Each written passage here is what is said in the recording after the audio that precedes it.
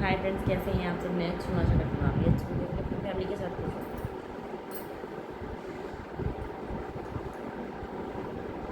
दुनिया में ना बहुत से विचित्र लोग हैं और सबसे ज़्यादा तो मेरी लाइफ में।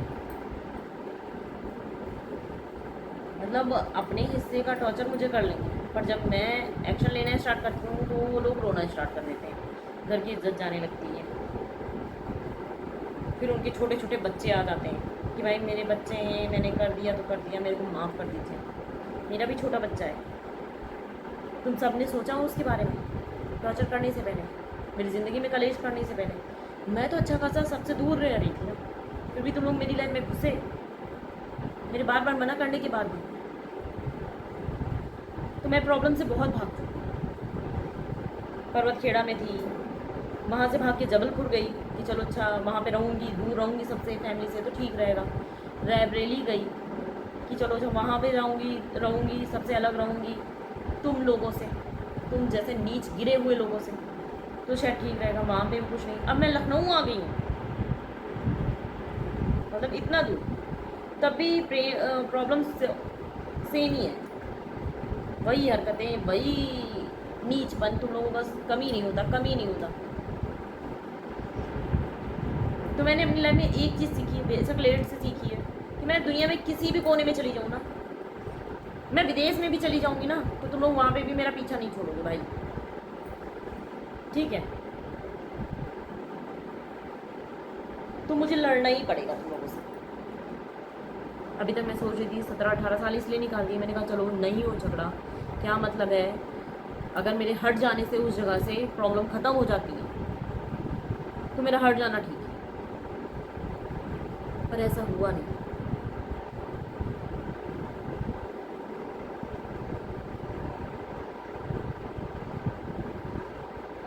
मैंने ये चीज़ बहुत टालने की कोशिश की कि तुम लोगों की करतूतें बाहर नहीं आए, बेइज्जती नहीं, पर तुम लोगों की वजह से आज मैं यहाँ पे आ गई। पर अच्छा हुआ।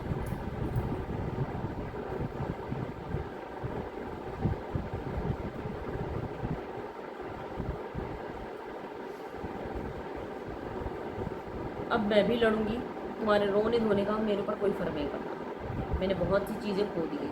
एक शादी को, एक ऐसे रिश्ते को बचाने के लिए, एक तरफा रिश्ते को बचाने के लिए मैंने बहुत रिश्ते खो, अपना बच्चा खो दिया। उस दिन पॉइज़न नहीं खाती तो अपनी इज्जत खो देती, डिप्रेशन में चली गई।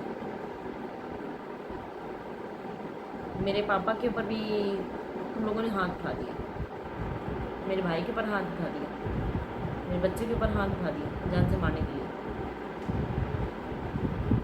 तुम लोग तब जीत रहे थे जब मैं नहीं लड़ रही थी। और आज के टाइम पे ना,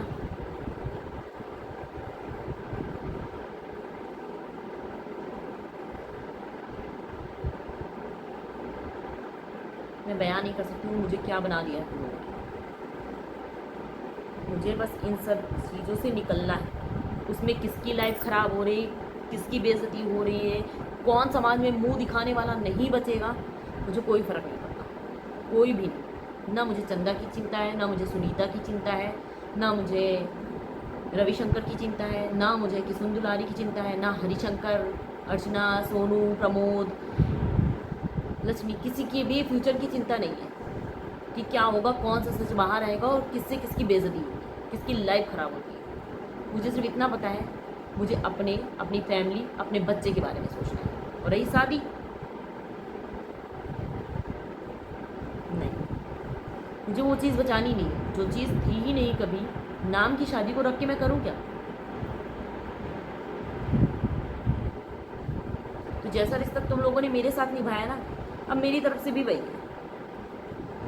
सच्चे दिल से रिश्ता निभा के देख लिया, दर्द तकलीफ के अलावा कुछ भी नहीं मिला, सिर्फ चालाकियाँ, चालसाजियाँ, धोखा, फरेब। अब लड़ाई नंबर बराबरी की है।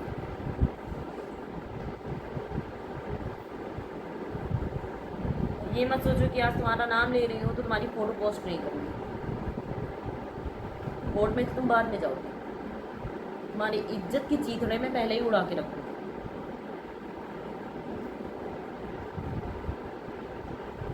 कोर्ट में क्या होता है ये बात की बात है, अगर मुझे कोर्ट जाना पड़ा, पर उसके पहले कौन हो, कहाँ के हो, क्या क्या किया है, ये सब पहले ही आ जाएगा सामने। क्योंकि कोर्ट में तो सिर्फ सज़ा सुनाई जाएगी, पर जो समाज में है ना, ये समाज का डर दिखा के तुम लोगों ने मुझे 18 से साल चुप रखा, उसी समाज में मैं तुम्हें मुंह दिखाने लायक का नहीं छोड़ूंगी। बस अपने कुकर्म ना याद कर लेना, रात में सोना, शांति से आंखें बंद करना और याद करना कि तुमने मेरे साथ क्या क्या किया है। क्योंकि मैंने तो लिस्ट बना रखी है सारी कि मुझे किस किस चीज़ पे बदला चाहिए, कौन कौन सा टॉर्चर तुम लोगों ने मेरे साथ किया है। तब तुम लोग भी याद रखो, ताकि बाद में ये ना कहने को कि नहीं इस गलती के लिए मुझे माफ़ी दे दो। मेरे पास माफ़ी है ही नहीं। किस दुकान में माफ़ी मिलती है मुझे बता देना, मैं ख़रीद के ले आऊँगी, शायद तुम लोगों को मिल जाए। क्योंकि मेरे पास जो माफ़ी थी मैंने ख़त्म ही हो गई। तो करना उतना ही जितना झेल सको वापस।